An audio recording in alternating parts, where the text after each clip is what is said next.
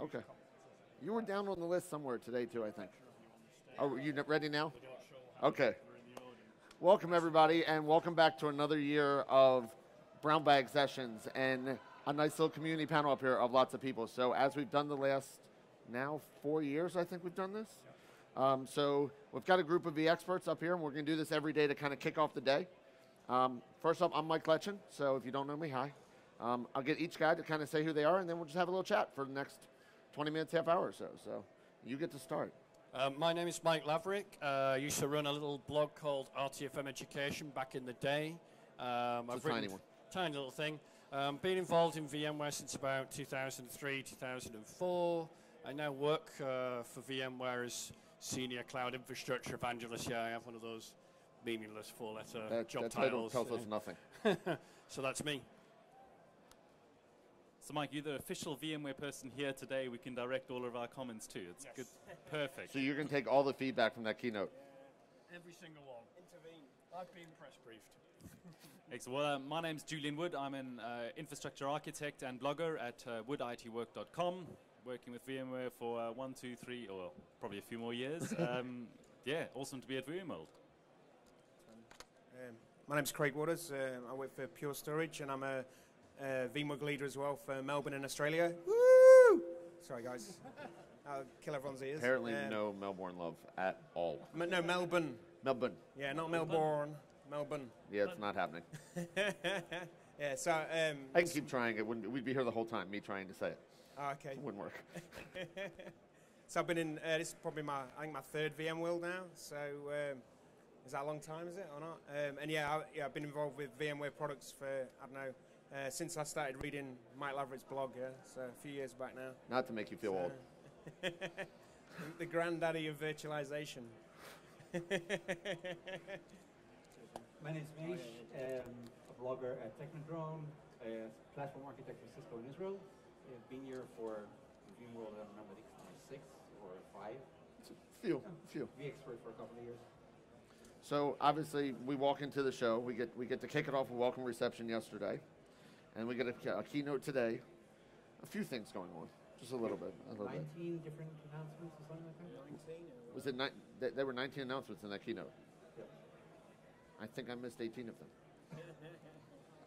Well, there's actually a good blog, up to V, the Dutch guys, up to v.nl. Is it up? Yeah, up to v.nl. They've got a list of all 19 so we can catch announcements, so that's much easier than that's trying good. to remember them all. What did you guys think of the keynote? I'm making fun of it. What did you guys think of it?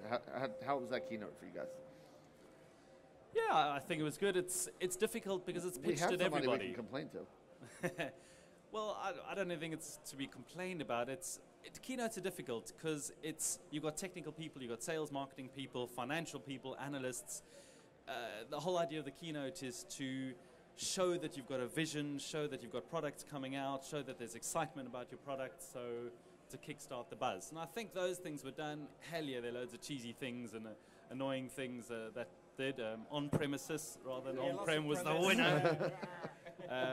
And I spotted a vVols, which had an incorrect capitalization of a V, but in terms of all the millions that were spent on that, that's minor. They would have spell check. So was there something specifically out of the keynote that caught your eye out of all the things that were said? Well, I think obviously the EVA Rail announcement is a big thing. Just because he's right here, it doesn't mean you need to do that. No, but No product placement. because that's an interest. It's a move that it's interesting that VMware is doing it because they don't necessarily have to. They've got huge partners, HP, who funnily enough aren't on the slide, Dell and all these other guys who already have vSAN ready nodes and all these kind of things. Nutanix and SimpliVity already have converged infrastructure boxes and pay money to VMware for the licensing anyway.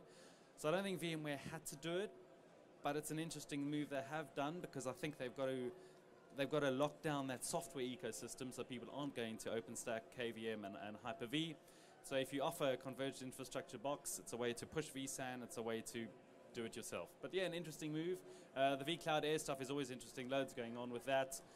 A difficult balance, I think, of running vCloud Air yourself and yet having a whole bunch of partners. And in the keynote, they sort of say, well, use us as your public cloud, but for these niche things, we've got 3,700 partners for them.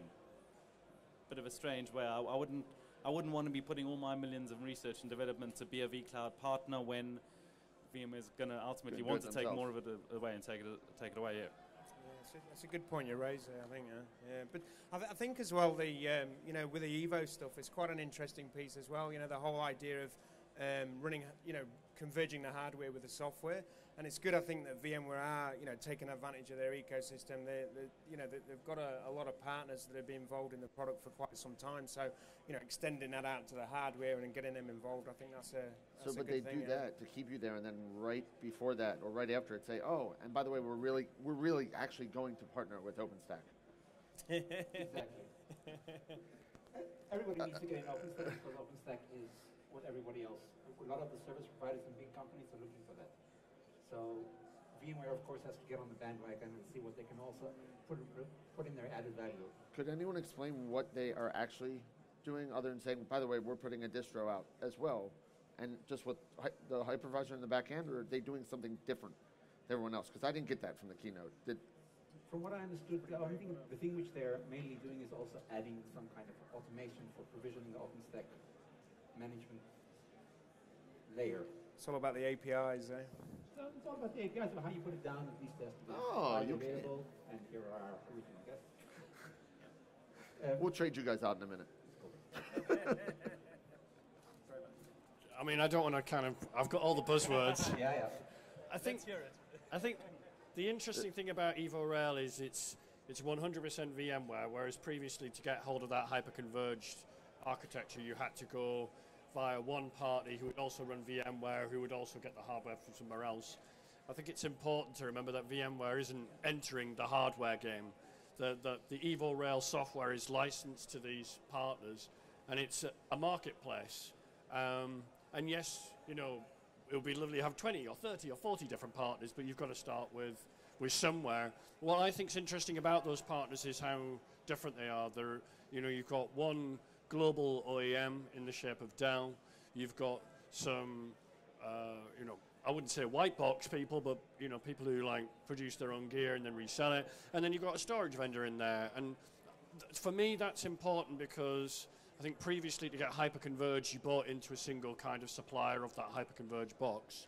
These boxes, the EvoRail box, the spec between Dell or any of the other vendors is exactly the same. So it's kind of a level playing field, and it's a very simple model where, sometimes you go to a vendor and you go, we've got a 10, we've got a 20, we've got a 30, and this particular box is for this particular type of workload and so on. There is one size fits all, and it scales up as you need more resources. A lot of people I've seen have said, are we up against these other vendors? But what I think is ironic about hyper-converged is, although there's this converged environment, we haven't converged on the same solution to that problem. And more importantly, we haven't converged on the same business model either. So it's kind of weird. We've got this thing called converged and hyper-converged, but what's being offered is not all the same from one vendor to another.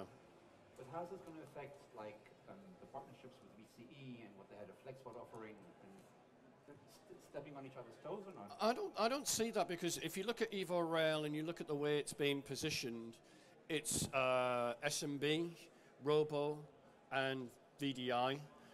The kind of customer who maybe wants EvoRail wouldn't necessarily pick a vBlock or a FlexPod for that kind of workload. It's a different kind of requirement, especially Robo. Nobody's going to put a vBlock in a Robo environment. It's just not suitable. So I don't see that kind of overlap. And I think the converged architectures like vBlock or FlexPod are for a particular type of customer who still believes in the model and wants that model of servers, switches, and a separate storage vendor, whether that's NetApp or EMC. That's a totally different way of delivering infrastructure from a converged model. So, I mean, as ever, the line is that your biggest competitor are your customers, who will have a particular idea about how they think their infrastructure should be built. Unless you can convince the customer that this is a good model for what they want to do, they won't look at anybody in hyperconverged. Never mind whether it's EvoRail or another vendor. They'll be going down a different y-axis in that kind of decision tree. Yeah, there's definitely a market for it. I think even senior people in VMware have said previous to all this going that why wouldn't you use hyperconverged should be the starting point where you need a specific use case not to use hyperconverged. And obviously vBlocks, FlexPods, or many other shared storage vendors from Pure Storage, Coho, what are the kind of things, their SANs are better than vSAN. vSAN's still a 1.0 product. It doesn't have dedupe. It doesn't have all this kind of stuff. Sure, that's going to come. That's going to come, but you're not going to pick vSAN now on a version 1 product to run your mission-critical financial trading applications. And that's going to be the case for a while until certain things develop. Yeah, I think one mistake to make is equate EvoRail with vSAN, because EvoRail really, when you look at it, is a deployment solution that spins up vSphere, Virtual Center, ESX, login site in about 15 minutes. vSAN is an important component of that, but I don't think it's regarded as, it's not a storage platform, it's a compute storage network platform. Yeah, 100%. I think the only thing that vSAN is the limiting factor of EvoRails for now. You unplug it. Oh, I've got 2 now. Let's not do that. So is it, with EvoRail then, it's not just a partnership with compute platforms, it's also a partnership with storage platforms as well then, is that?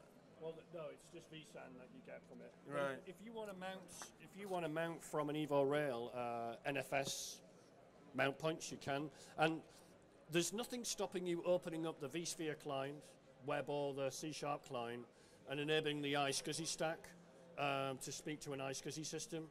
So it's just a deployment method. People talk about this is a 1.this, 1.that. This is vSphere 5.5 that's being installed. Virtual Center 5.5, U2. These are products that have been around for 10 years in the industry, but you're quite right. The vSAN component is probably the newest part of that. But if you're a robo, do you really need some sort of blisteringly hot, fully featured technology with all these bells and whistles, when essentially all you want to deliver is the virtual machine to that robo in the shortest possible time?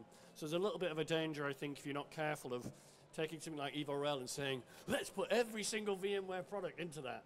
And the whole point is to try and make it a very simple, easy kind of consumption model. Yeah, I 100% agree with that. I think that is the whole idea. My point was about vSAN being a limiting factor from a storage thing, but the cleverness in actually EvoRails is the deployment. I mean, I think it's 9 minutes timed from putting everything together. The user interface, pure HTML5, no crappy Flash. So that's also an innovation. And ultimately, that EvoRail software needs to move into vSphere itself. VMware has obviously realized that the feature bloat that's going into Virtual Center at the moment, yeah, it's great pulling out SSO, yes, it's great having these shared things, but it's getting harder and harder to link them all together and put them all together. You mean so you don't have to have 8 installs just to get vCenter absolutely. installed? So this EvoRails initiative, I think, is also a good push for VMware to simplify all of that, what's getting to be a clunky deployment. So we've only got a few more minutes. I just want to go on that though, just to say that it is all about integration now. I think that's kind of a really important point with this, is that it's that simplification. You look at a lot of the other, storage companies like Pure, like Nutanix, those kind of guys. They're all, but it's all about that simplification of like deployment and management, and not necessarily about what the nerd knobs are kind of being hidden underneath. You're not concerned about how you're tuning it. And you don't care how you make the sausage. You just want the sausage. I was thinking about this the other day from my own perspective. I think from about 2003, 2004, I wrote shell scripts to configure ESX hosts. Then I helped develop this thing called the Ultimate Deployment Appliance to get ESX on the box. Then I spent a lot of time learning Power CLI to configure my environment. And then this EvoRail thing comes along and it does it in 15 minutes. And I'm like, well, all that work and effort I've made probably is not of that much value anymore. I feel like we still appreciated the work. Don't feel unappreciated. Especially, except for, somebody's got 100 or 1,000 ESX hosts, then that sort of becomes important. So I always try to end on these, what is the one thing that you're each kind of looking forward to over the next few days? So wrapping that, let's kind of go down the line. We'll start with you, Mish. I'll start. I'm looking forward to learning more about the Docker integration that they're announced over here on the keynotes to see exactly what VMware is planning, how it's going to be used. Awesome. OpenStack integration for me. I'm really interested to know more about OpenStack generally. So and obviously what they're really doing with it. What exactly, what does that mean? Right, we're integrated.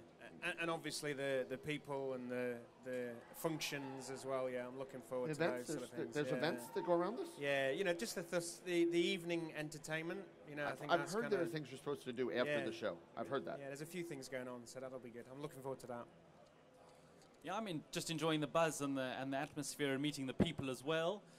From a technology point of view, I think the cloud stuff is still interesting. I think we all sort of sit here and pontificate and think that's all done, but actually it's still ridiculously hard for companies to move, especially enterprises, to move workloads into the cloud, and how is that going to be made easier? We're sitting here with the guys that have been doing this for 10 years each of us. So, well, and it's hard. Yeah, even it seems like, oh, we've done this. Yeah, What's even next? in the keynote. The rest of the company, the rest of the world is like, no, I haven't gotten to it yet. Yeah. I mean, vCloud Air announced today that they're going to support SQL Server in the cloud. And I mean, that's lots of data. That's a big advantage of Microsoft's cloud, that right-click new replica in the cloud for SQL Server. That's a big thing. You know, that's where your data is. You don't really care about moving virtual machines around. You care about data and files. I'm looking forward to taking my shoes off. I've got Monday. So we start this with you taking your shirt off. Now you want to take... Mike, please. I've got booth duty this afternoon, Tuesday afternoon, Wednesday afternoon in the EvoRail Pavilion. So if anybody wants to come down and learn more about what EvoRail is. But regulation stipulates you must wear black shoes at all times when you're on the booth. And we don't have to. These are my most uncomfortable black shoes, so more or less I'm looking forward to taking them off at Did 5 you not p.m. just think of, I think you can probably buy other black shoes. I could have just taken some comfortable ones and sprayed them, couldn't I? Yeah, that probably would have been smart, too. Would have worked. Well, we are. Well, great. Thanks, guys. Thanks for coming, as usual. So like I said, we'll be here every morning to kick this off. A bunch of sessions lined up after this, and we'll be back tomorrow. So thanks, everybody. We'll talk to you soon. You want the power ticker?